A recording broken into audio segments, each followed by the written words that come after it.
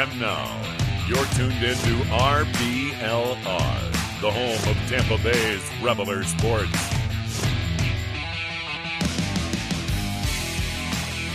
Hi, everybody. Welcome back to your RBLR Rays show. I'm Ben. I'm going to try to sound like I'm not underwater this time when after I listened to the last episode. I think I had my AirPod mic on and not like the mic. So anyways, good morning, Zach. How's it going? Good morning. It's going well. I don't know if it was last episode or the episode before, but I realized after the episode ended that my mic was just not plugged in to my laptop at all. So I don't know how bad the audio was, but I noticed like as the episode was ending, I was like, oh, that's just not plugged in at all. It's just sitting right next to the laptop. So everything is plugged in this week. So I think it hopefully will sound like a podcast. Yeah, we don't get paid to plug things in. We get paid to say baseball things. So if you want to continue to make sure that we get paid, keep food on the table for our families, you can make sure you like, subscribe, share this content. I'm sure you're already doing that now because that's what you do every time you start listening to an episode. So thank you for doing that. Those of you who aren't doing it, what's the holdup? Get it done. The more you like, share, subscribe, the more we can continue to do this. So thank you, everybody, for your continued support. Y'all are the best. We really appreciate there's been a whole bunch of support from you guys recently on our Twitter page and on YouTube. So we really just appreciate all the support you guys have been giving so we can just continue to bring you guys the best Rays podcast out there. Yeah, it's definitely the best. And it's cool because the Rays are also the best team in baseball still. Yes. I don't know if we played any real teams yet, but this week they kind of went on a tear, swept the Twins, finished up that series in Boston too. And then started off this series against the Rangers with a win. It's almost feeling too easy. I know we had a little bit of some tighter games against the Twins, but it's been fun. Everything is kind of clicking right now. Yeah, I mean, you're looking at a team that is currently 4-0 this week versus the other two division leaders in the American League. That's what you're looking at right now. It's dominance, it's unquestioned dominance, and you can, in my opinion, you love blowing teams out, but the ability to win close games is, I think, a big deal for the Rays because there's been some question about that in recent days. People have questioned the bullpen, their ability to hold leads late in games, and the Rays have shown they can do that. So to me, even though you'd love to blow every team out like we did last night, winning those close games is also super valuable because it just isn't one more thing to show that all the doubts that you may have, the things you can possibly throw at this team to say that are negative, they don't stick because we're just systematically knocking all those things out of the park. Yeah, definitely. They're like leading the league and every good thing that you want them to lead the league in. So it's been fun. And that Red Sox series was really fun. So what was your takeaway from the last couple of games there? Because we recorded on the Saturday, so then we still had Sunday, Monday, right? Mm-hmm. Or no, We we recorded had like 3 games to There was talk 3 about, right? games because there was the double header was on That's Saturday, right. and so Yeah. there was the 2 games there, and then yeah. So the biggest takeaway that I had from that series overall was just how hard it is to win games on the road, and win a 4-game series on the road is not easy to do. Most of the time, if you come away with a split, you're pretty happy with that. But to go into Boston and really just kind of step on their throat, I mean, like, I don't know that Boston they had kind of been on the downward slide anyway, but like, I mean, at this point, any hope of them challenging the division is dead, and now you're looking at, can we just make a wild card? And we talked about this earlier in the season, but that's kind of what the benefit of these 4-game series is you can change the mindset of your opponent with a series like this. If you win a series like that, you put them 2 or 3 games under you, below what they were before the series even began, you can change the outlook of their season a little bit. Not the whole season, but you can change their mindset a little bit. As you start to push them farther down in the rankings, you can take them out of contention a little bit. And that's exactly what the Rays did. Boston's now 14 games back of us, no longer a threat. Not that I ever really considered them a serious threat, but they're definitely no longer a threat for the division this year. And it's just really nice to see them get a series win there. It's what I expected and what I was hoping for a team with their caliber to do, even though it's not easy. It goes back to, I have high standards for this team because of how they're performing, and they continue to meet those standards, which just continues to impress me. Because even though this is what I expect and what I hope that they do, it still impresses me that they do it because most teams are not doing that at week in and week out. So I just get impressed with their ability to win in tough environments and win a lot. Yeah, it was a tough environment for sure with the weather. Hmm. Boston's never an easy place to play because the Green Monster No. can skew everything quite a bit. But they went in there and they grinded out some wins, so that was pretty cool. And they honestly had a chance to sweep aside from like Yep. one fluke blow up inning, like that. Cash just decided to punt when that Yep. inning happened, and that's fine, whatever. But being 7-1 against Boston this year is it's pretty cool. So Yeah. yeah, no complaints there. It sucks that, Brandon Lau is now on the IL with a Yeah, that did disc happen during that injury, series. which is Hmm. crazy. Like that's yeah. It is what it is. That's a different injury than what he had last year, so this was Yep. kind of out of nowhere. That's tough. But I mean, luckily, as of now, he's only going to be shut down like 2 weeks, and then he'll need maybe like 2 to 3 weeks to get ramped back up. As long as he responds well, it really won't be too long of an stay, Yep. all things considered. So. No, and it's unfortunate because the Rays offense suffers when he's not available, even if it doesn't show it on the stats sheet in a way that you can quantify with his numbers.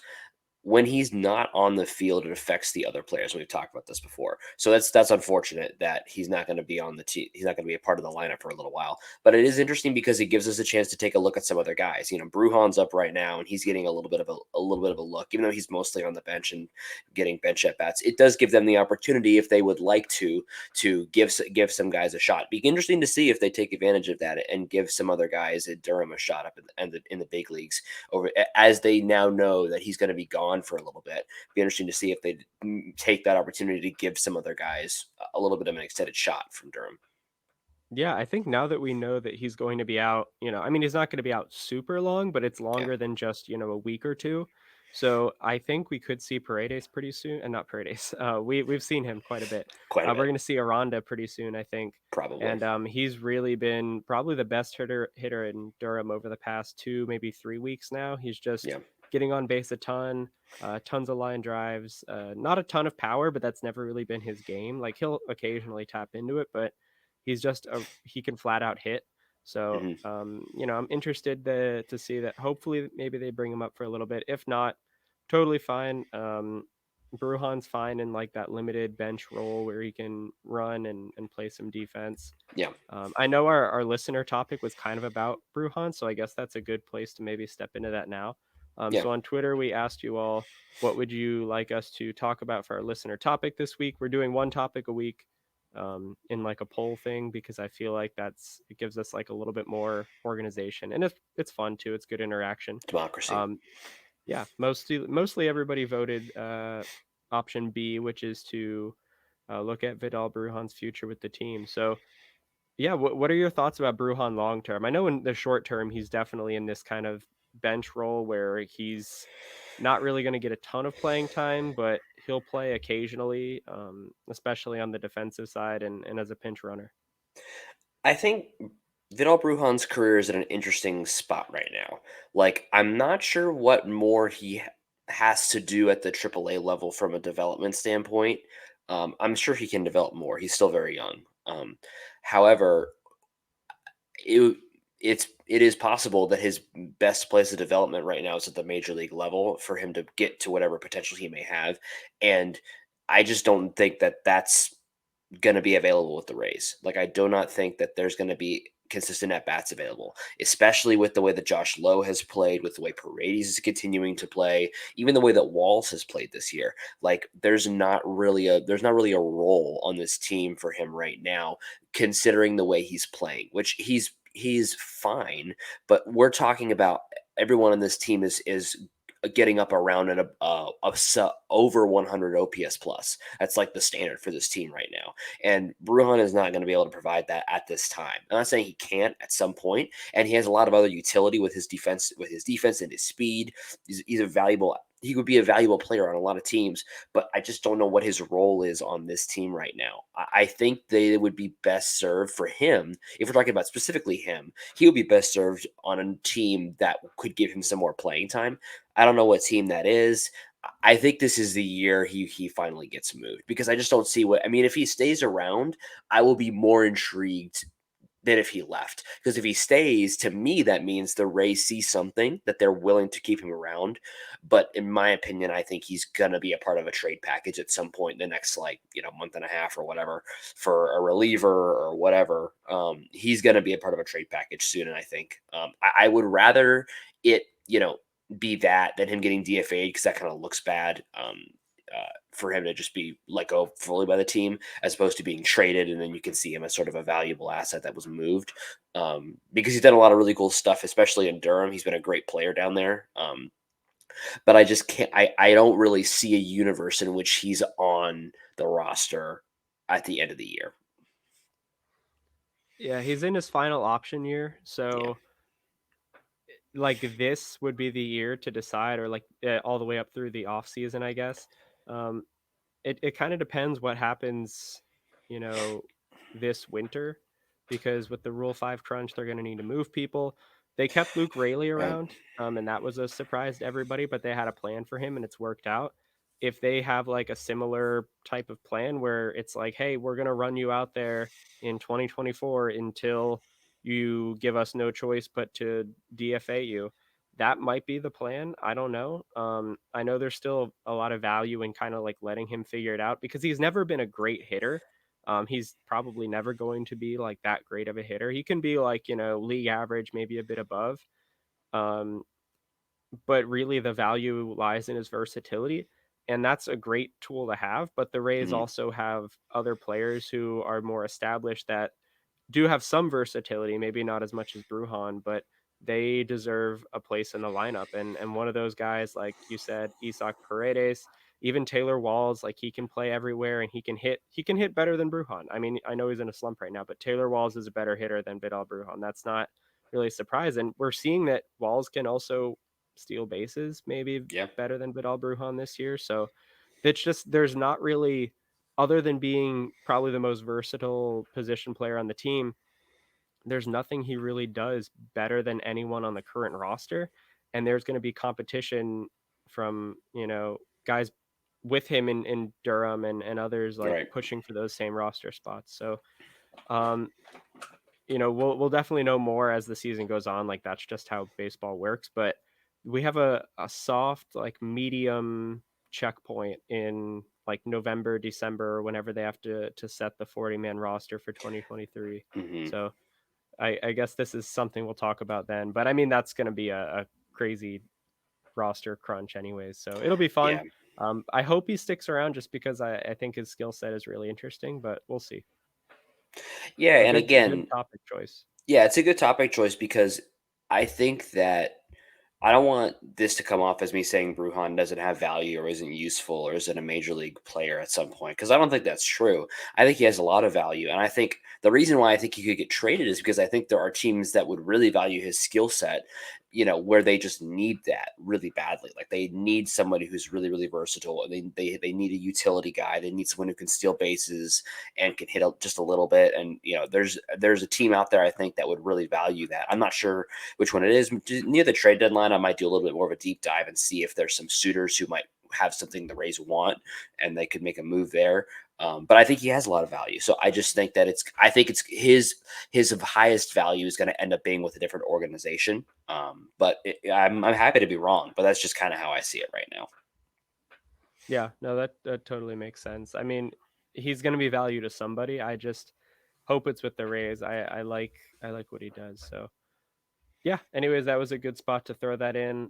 We can move on to the next series against the Twins, unless you had anything else about Boston you wanted to talk about. Nope. Other than it's a little bit sad to see Corey Kluber, because he was good for us last year, and he was a good part of our roster, and it's sad to see he's kind of having a rough go of it in Boston. Yeah, definitely. He's fallen off. I mean, he started to kind of fall off near the end of the Yeah. season with the Rays. Like his production was fine, but like under the hood, like his numbers were starting to decline. Yeah. Red Sox decided to throw a lot of money at him anyways, because that's what they do. And yeah, it's not working out too well, unfortunately. Another smart move by the front office, but it kind of sucks for Kluber. So Yeah, unfortunately. oh well. Moving on to another team that spent a little bit of money. They've got Correa. They spent some money on Gallo.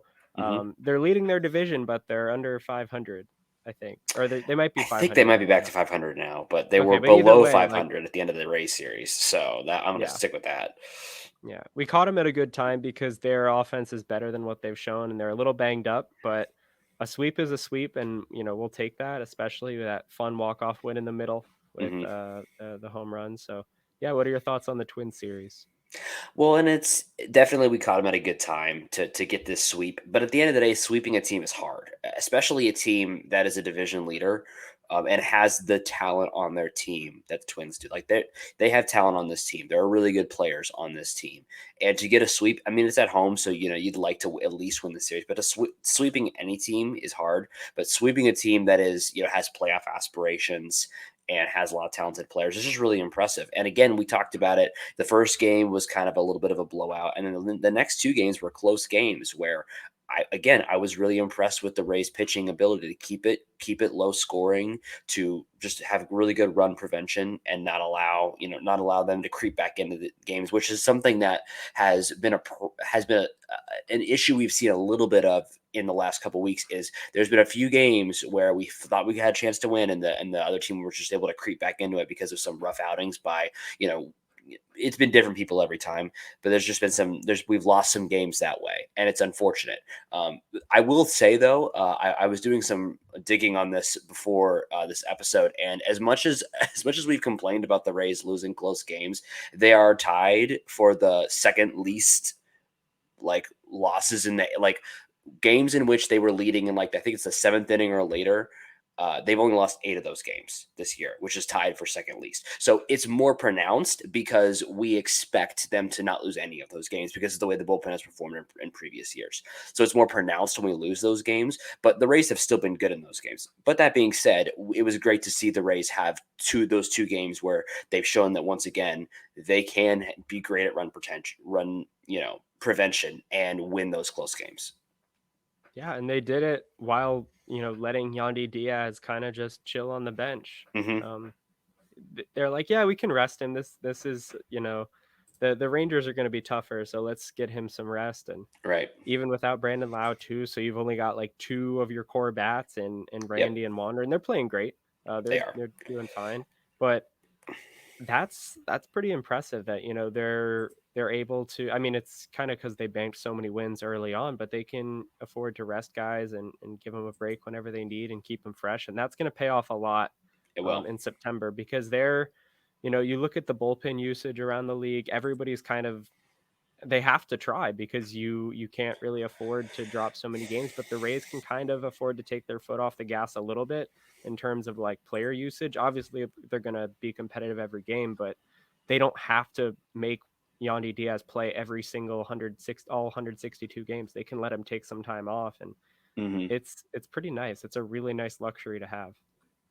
It is, and it's going to pay dividends for them in the Yeah. postseason because you've had the opportunity now to get some of these guys who can use the rest, get them a little bit of rest, let their legs stay a little bit fresher, and that's going to make a humongous difference in the postseason.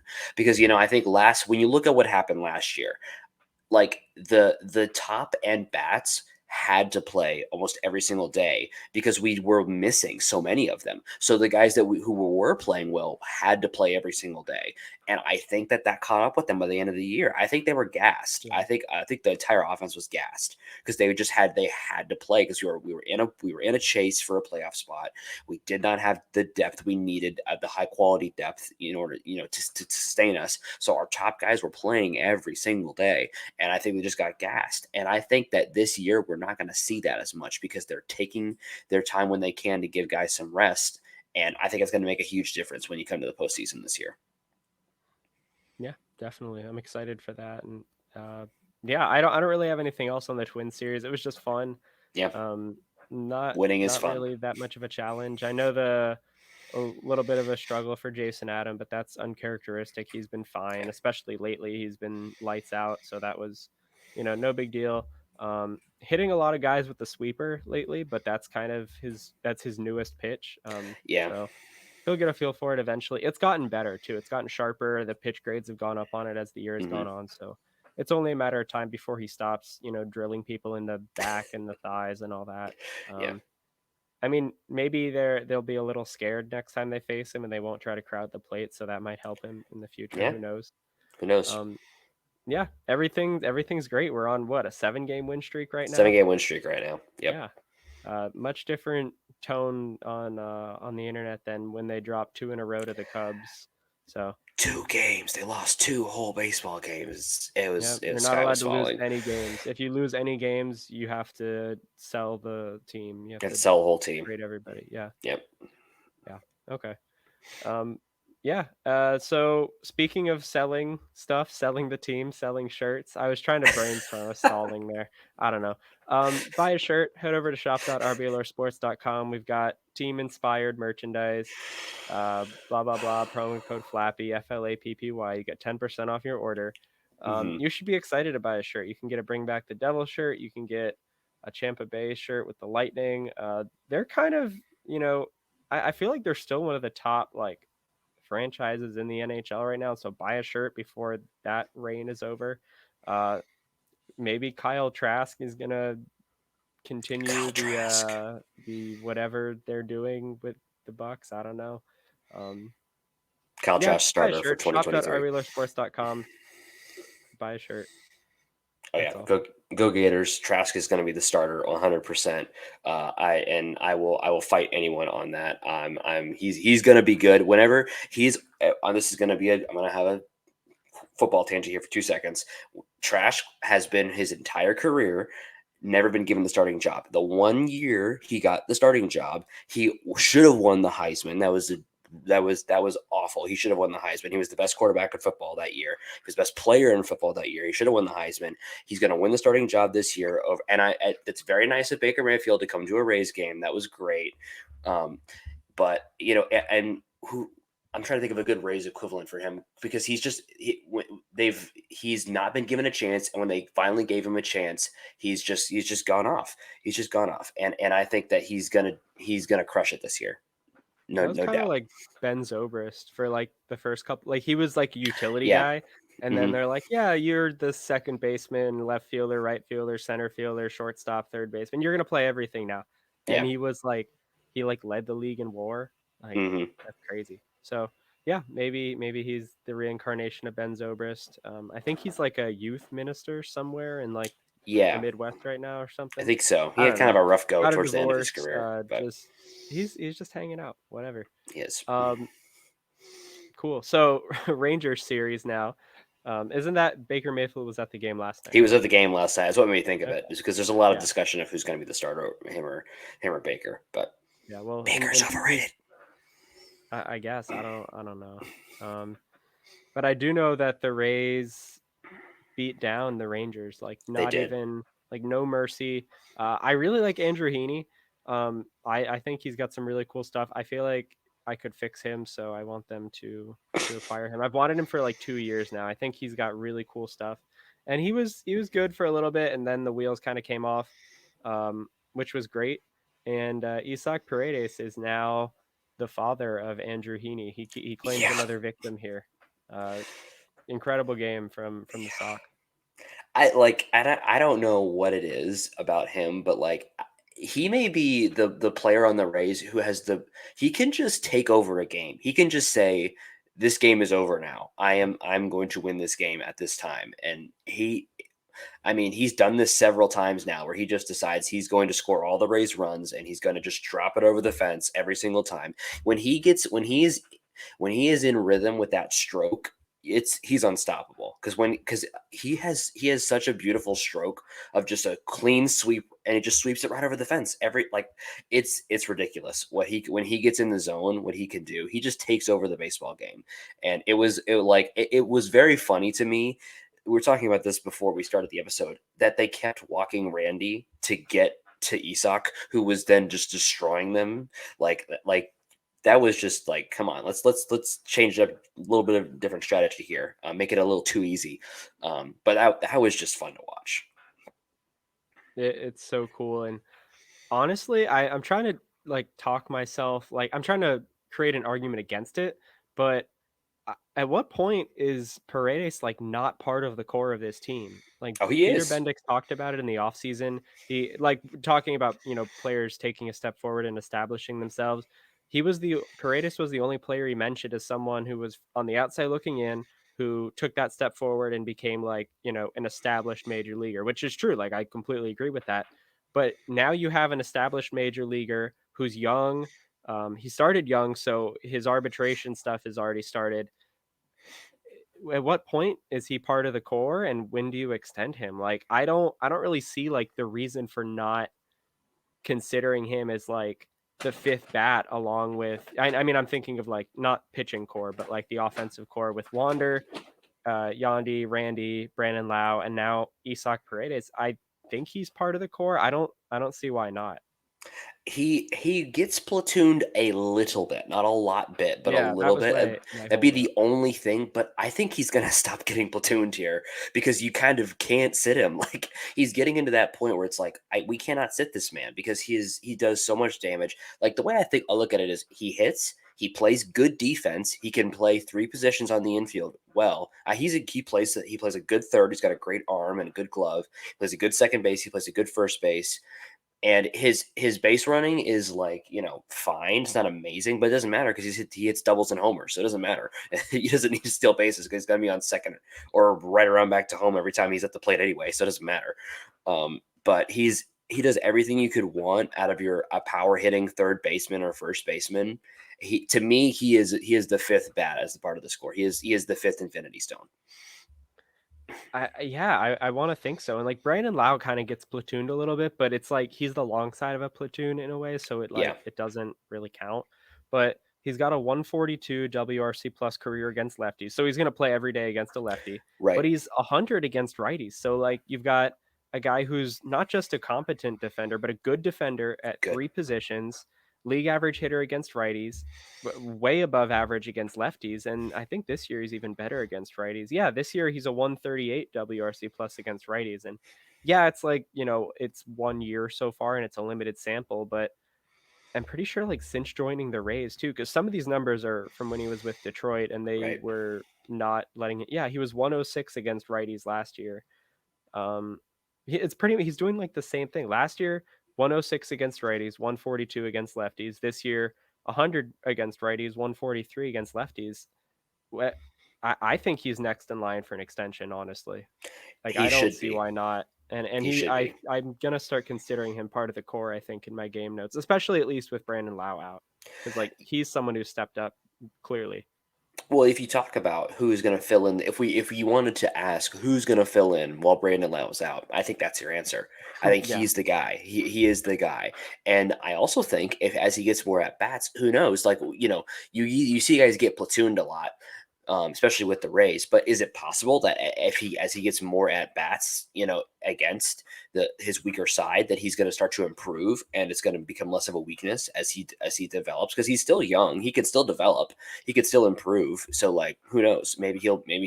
I mean, honestly, he's already where you'd like him to be, which is just above league average, and then crushing. So I have no notes. I think he should 100% be considered part of the core.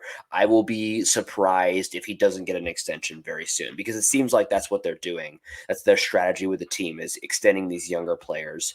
The only thing that I think could get tricky is because he's such a power guy. Power guys tend to get paid more when you look at extensions, so he might end up being a little bit more expensive because he's kind of shown that he's a legitimate power threat. So it'll be interesting to me to see how he gets extended relative to the other guys we've had on we've seen extensions get recently.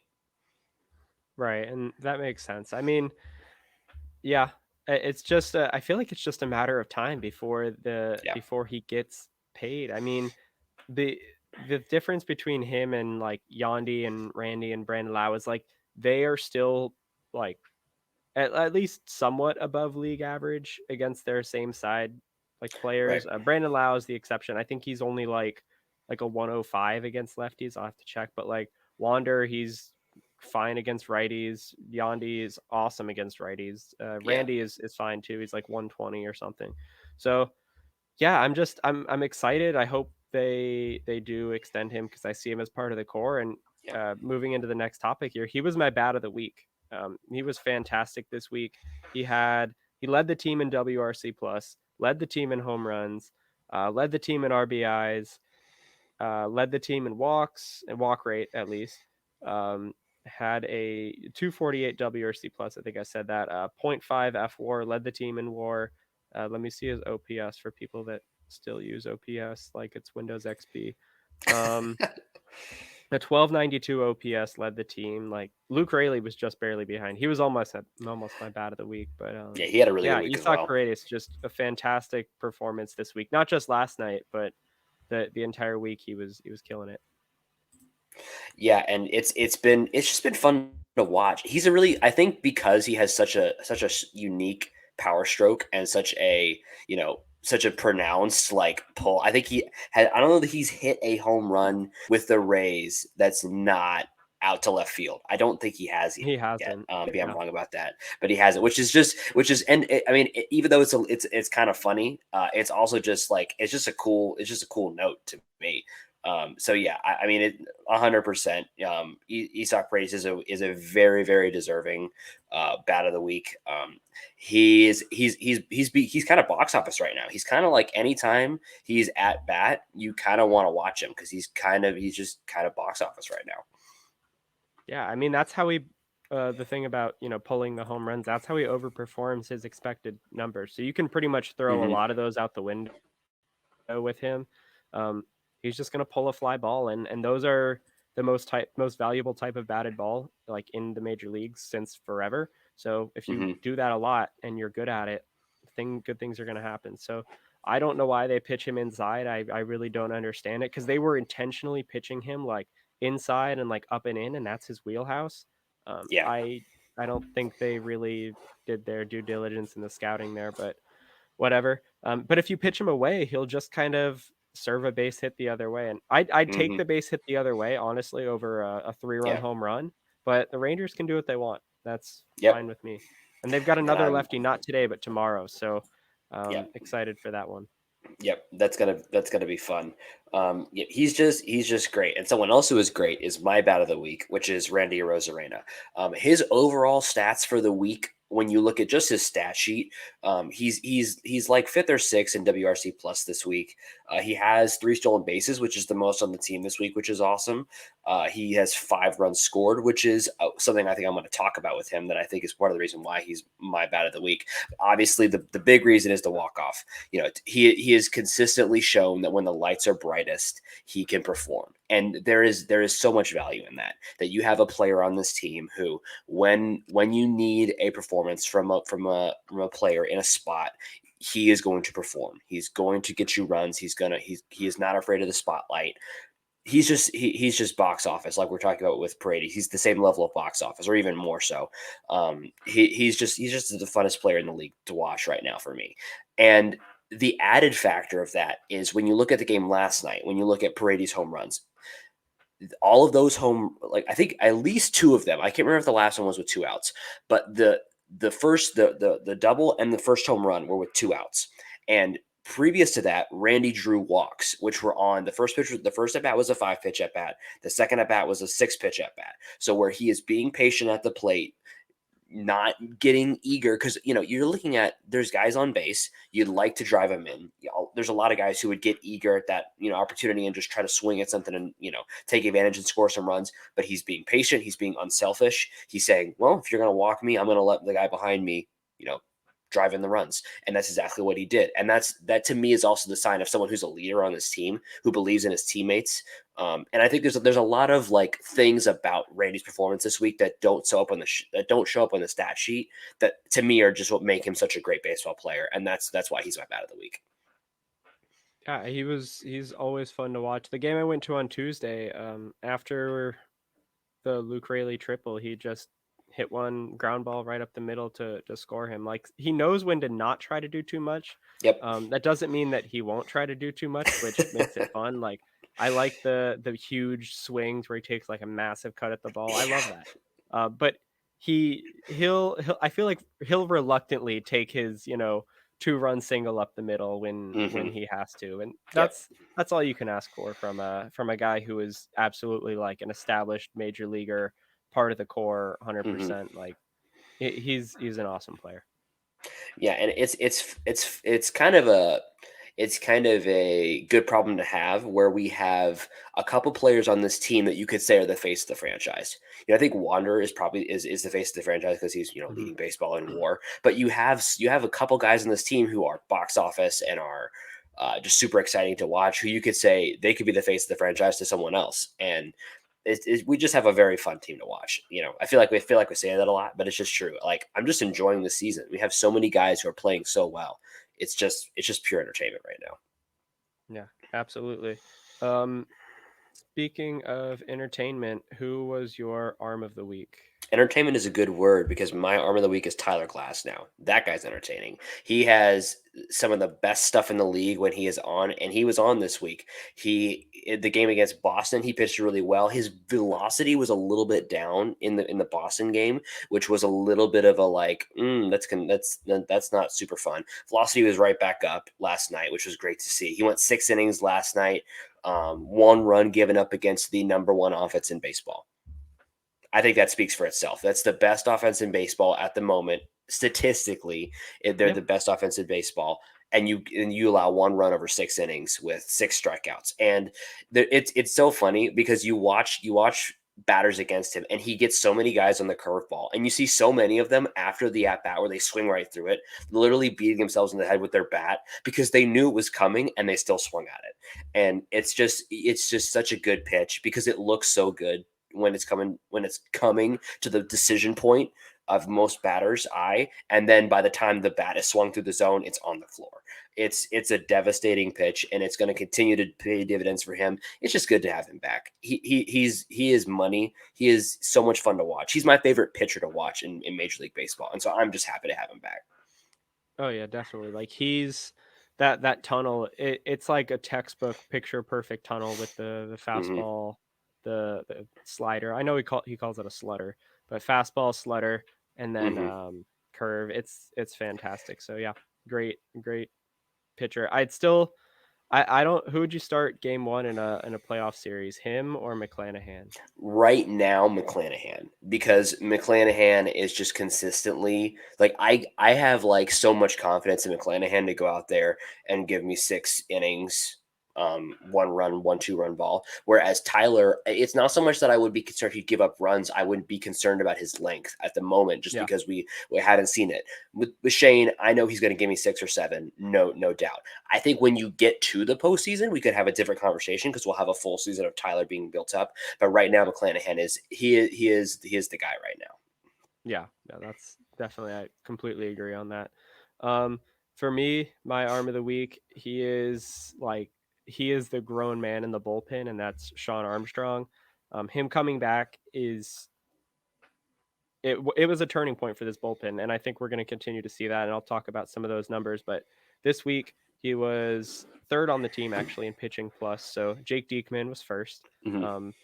because Diekman is insane. He's got actually, I should have picked Jake Diekman. He's got 3 pitches that are 150 and stuff plus or higher. So his fastball, sinker, Wow. and slider. I don't think any other pitcher in the majors had that this past week. So Diekman has been disgusting. Um, but yeah, Armstrong is not as disgusting, but just as valuable, probably more, because he comes in and he's like the McClanahan of the bullpen, where it's like what you're going to get from McClanahan when it's his turn in the rotation, and winning streak, losing streak, he doesn't care. Like if you drop 2 games in a row and McClanahan starts, you're going to win that game. If you've won two Hmm. games in a row and McClanahan starts, you're going to be on a 3-game winning streak by the end of the day. So Hmm. you know what you're getting from him. He's consistent. He can cover length, and that's really important in this bullpen right now. Like you've got Fairbanks out, you've kind of had a revolving door in like the seventh and eighth inning type roles. So they're figuring things out, but his stability and consistency allows them to figure things out. And over the last 14 days, the Rays have the seventh best bullpen in weighted on base average Mhm. allowed, and the eighth best bullpen in earned runs per total batter faced. So those are like the two indicators that I always look at with bullpens. I Yeah. look at WOBA because that's just a quality of contact stat and like whatever. But it can also be a little deceptive if the only guys who are pitching out of the bullpen are like the eighth and ninth inning guys every couple days and they're not getting taxed. So if you look at earned runs per total batter faced, then you're looking at like the bullpen as a whole Mm. and the workload that they're being asked to take in and cover all those innings, it's being factored in. So that's kind of a better metric.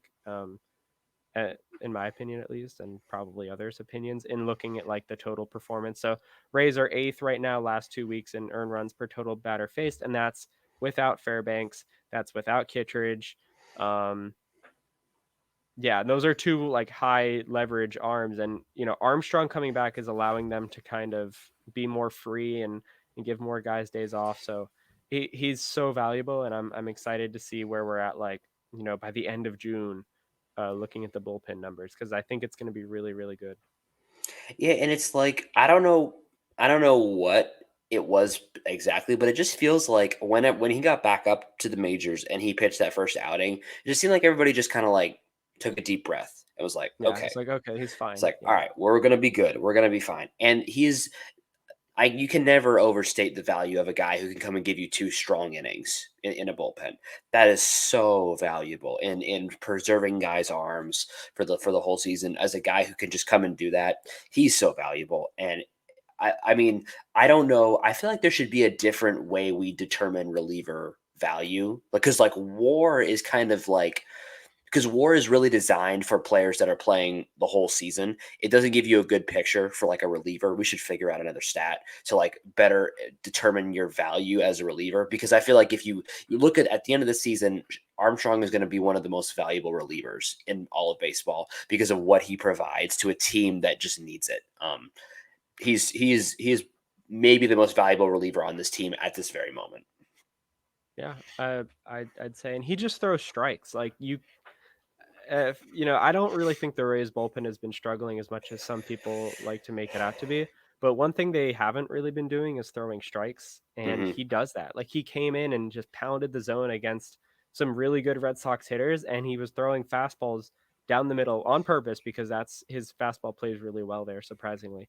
But Yeah. he dares hitters to hit strikes, and I don't know. I love that like mentality and that aggression, and I think it's definitely going to rub off on some guys, and they're going to see, oh, my stuff. Like if I have good stuff, he doesn't even have great stuff. Like Armstrong is, like this week he was 109 in stuff plus. That's hold on, let me see.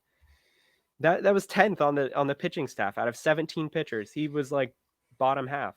So like I mean, he has some good stuff, but it's the way he throws it and the Hmm. aggression and the mentality. Like if Colin Poche throws strikes like Armstrong, which he's kind of been doing lately, he's gonna be a lockdown guy. Like Yep.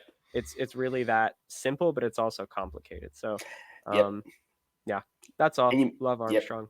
And you just make a good point that other guys are going to see that, and that's going to have a ripple effect, and it's going to be a huge net positive. I'm excited to see. I don't know if he'll pitch today. Maybe we'll see. I mean, he probably will pitch today. Actually, considering who they have starting today, I wouldn't be surprised if Armstrong makes it into the game today.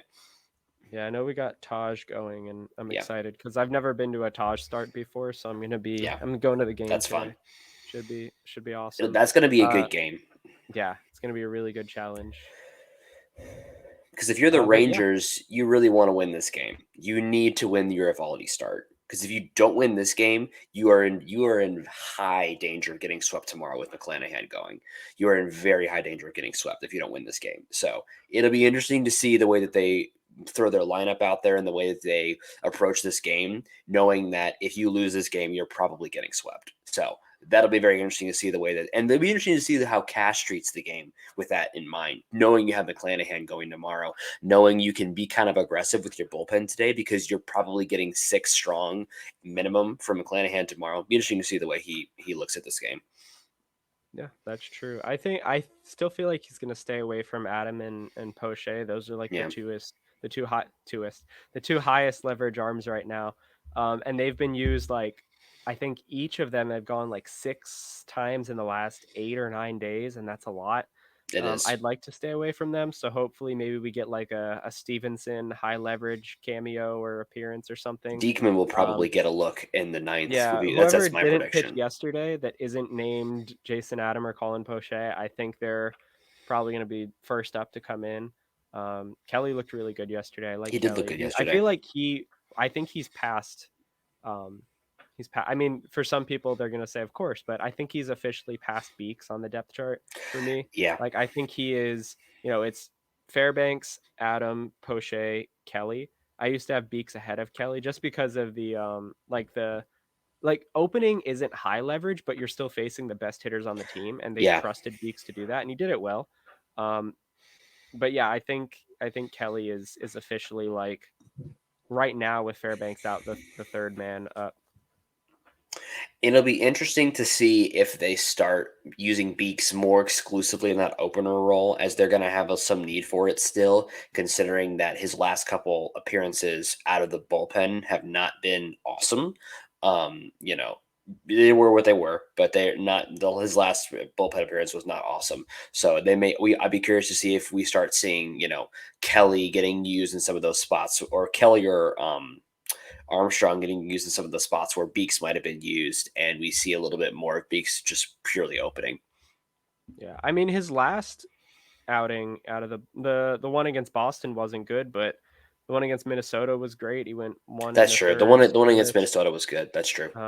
And before the Boston one, he had gone 1, 2, 3, 4, 5, 6, 7, 8, 9, 10, 11. So he had 9 shutdown appearances in 11 games prior to that blow up in Boston. So I really think he's fine. And so it's not really a thing about Beeks. It's more like Kevin Kelly is the guy. And Yeah. I think his mom I think it was his mom who messaged me on Twitter. We were just kind of talking about some of the players. That was kind of cool. That's cool. So yeah, that was interesting. But yeah, love Kevin Kelly, love the arm angle. I love the contrast with Glasnow too, because Glasnow was Yeah. so up and down and Kelly's so side to side. Yeah.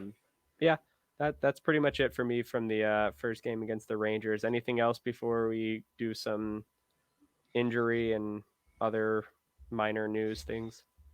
No, I don't think so. I mean, I think it's just fun to see the Rays asserting themselves as the best team in baseball. It's just fun to see all the people coming into the series saying, the Rangers are going to expose this team, and it's all those people are trolls, but it's fun to see them get shut down. And I'm just going to continue Yeah. to enjoy watching that as the series progresses. Yeah, we do this like I feel like we do this with every like above 500 team. It's like their fans or like media people or even Mm-hmm. Rays fans who are just Mm-hmm. Debbie Downers all the time. They're like, this is gonna be it. This is where we get exposed, and then we keep like waiting. So Yep. still We're just waiting. going to keep We waiting. waited against the Pirates. We waited against the Dodgers. We waited against the Yankees, the Red Sox, the Twins. Still The waiting. jury's still out here against the Rangers. Who knows what could happen? Just let me know. Let me know. Let me know. Yeah, it's okay to be a fan of the team that you support. Like it's okay to be happy when they're doing good. I don't know who needs to. Well, I know who needs to hear that, but it's okay to have fun right now. This is Yes. it's a historically good team. If you're not having fun, that's not anybody else's fault but yourself.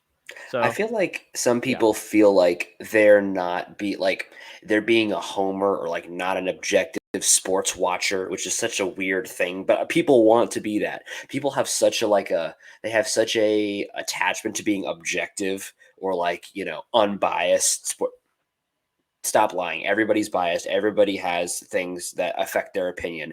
Have fun, enjoy things. Like, it doesn't matter. Like, the internet points you think you're winning by being objective and biased are non-existent. Just enjoy the games. Enjoy the winning. yeah. Well, even last night, like we had people like that were like, "Yeah, it was good, but oh, Patino gave up 2 home runs." Like it's mop up duty Does in a not game that the matter. Rangers punted. Like they punted because the Rays were blowing them out. Like, be serious. Like Yeah. yeah, I'm up to almost 500 people muted on Twitter now. So, um, just gonna keep rolling. Like I'm not gonna waste my time. Yep. Yeah. And I'll just talk about injuries just to get through this here. But Calvin Fauché went down with some elbow inflammation. That's Yeah. kind of weird. I hope he's okay. Um, he's going to be shut down for a couple days from throwing, and then then they'll kind of see where he's at. Mhm. We should know more like today, maybe tomorrow, about him. Um, uh, Fleming, kind of the same thing. His is a little bit more Yeah. concerning, I think, because on a side note here, Jose Lopez from the AAA team, he's a left-handed relief pitcher. Apparently he got Mhm. news that he's getting called up to the majors today to make his major league debut at some point soon. So somebody is going to have to leave the active roster. So it makes sense to option Patino because he pitched like 2 innings yesterday, Yeah. but they need a 40-man spot. I don't really see them DFAing anyone. Maybe they DFA Thompson. Maybe they activate Zach Littell and then DFA him, but that seems like that would leave a bad taste in everybody's Yeah. mouth. So I don't think they do that. Josh Fleming, he's on the 15-day IL. Maybe he gets transferred to the 60-day. I don't Or know. Fauché, maybe.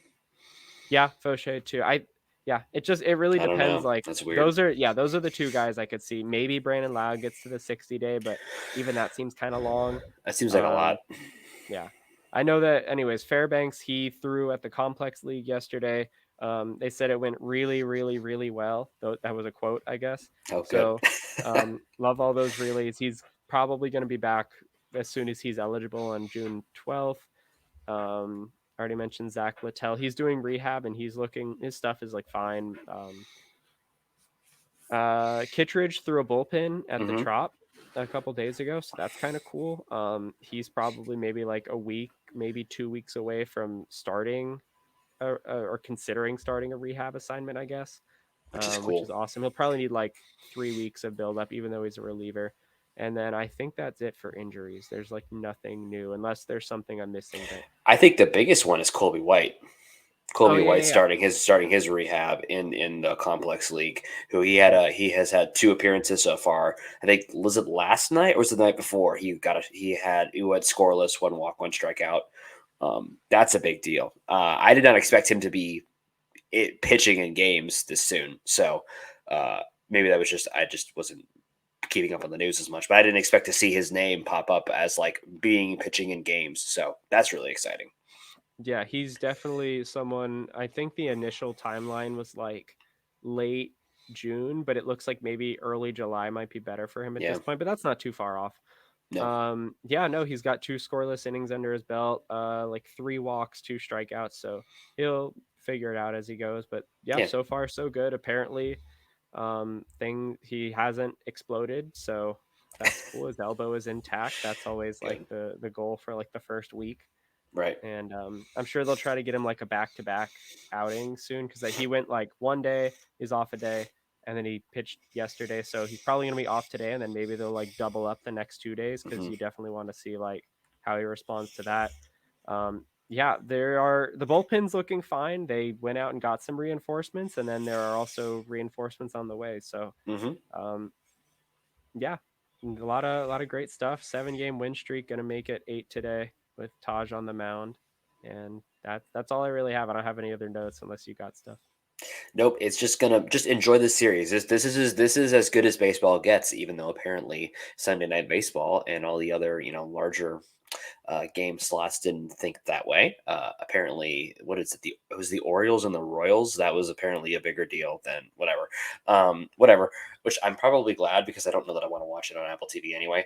But like, it's comical at this point that we're seeing Yankees and Red Sox, who even the Yankees players are saying is not a big deal anymore, is getting the Yeah. limelight above the Rays and whatever. But just enjoy this series. It's going to be high quality baseball. It's going to be Evaldi is really good. I'm looking forward to watching him pitch today. Hopefully we can get to him. He's been really good this year, so that'll be fun. It's going to be a fun series. Just enjoy the high quality baseball.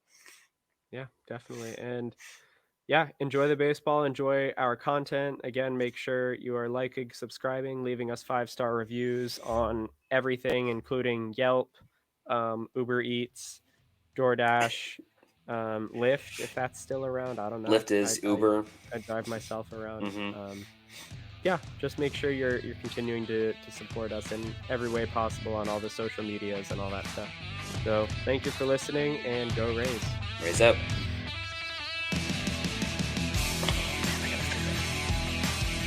Thank you for tuning into this presentation by RBLR Sports. On your way out of the stadium, please remember to like and subscribe.